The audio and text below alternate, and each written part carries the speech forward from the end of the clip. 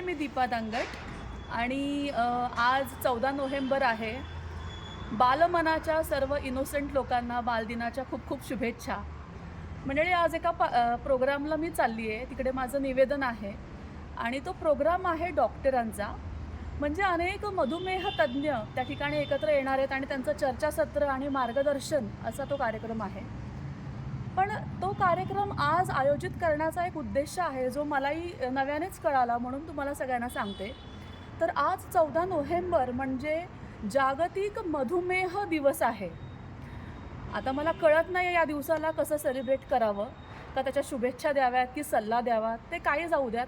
मी स्वतः पण एक मधुमेही आहे आणि हसते मी खरं तर, पण या आजाराने ना संपूर्ण मला वाटते जागतिक स्तरावरती अगदी उच्छाद मांडलेला आहे. अनेक रोगी आहेत मधुमेहाचे आणि या मधुमेहाला आपण सोडू नाही शकत मंडळी.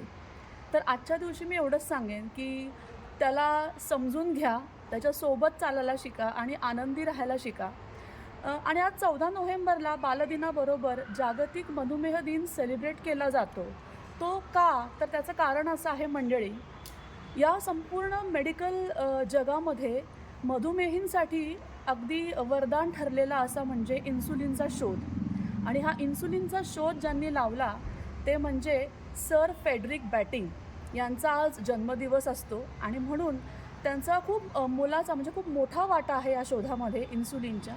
आणि म्हणून त्यांचा हा जन्मदिवस आज 14 नोव्हेंबरला मधुमेह दिवस म्हणून साजरा केला जातो. तर चला माझ्या मधुमेही मित्रमैत्रिणींनो, त्याला विसरून जा, त्याला सोबत घेऊन चालूयात आणि आनंदी आणि हेल्दी तुम्हाला आरोग्याच्या खूप खूप शुभेच्छा देते आणि कार्यक्रमासाठी निघते. बाय.